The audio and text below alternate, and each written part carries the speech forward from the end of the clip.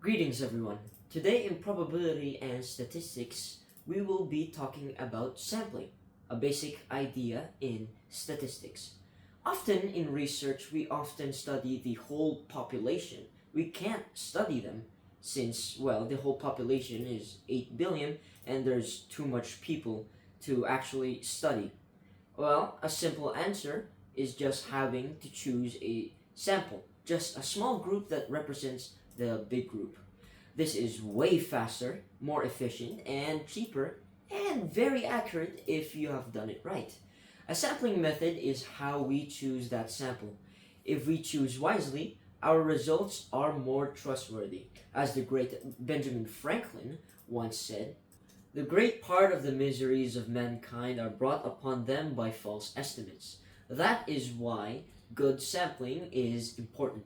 One of the best ways to choose a sample is through random sampling. That means everyone in the population has an equal chance of being picked. It's more fair and removes bias. There are five types of random sampling. First one is simple random sampling. It is sort of like a raffle. Everyone has an equal chance. The second being systematic sampling, picking every fifth or 10th person from a list.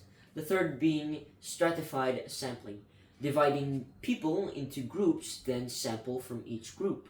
The fourth being cluster sampling, dividing the population into areas, then picking some areas. Multi-stage sampling is the fifth and the last one, a mix of methods done in steps. Sampling helps us save time and money. It also helps us make good predictions.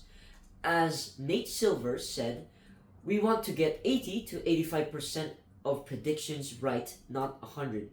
And Stephen Leacock joked that in ancient times they had no statistics and they had to fall back on lies. Thankfully, with good sampling that we have now, we don't need to guess.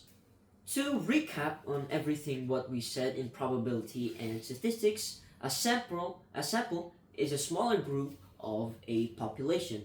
Sampling is a method, is the way we choose it.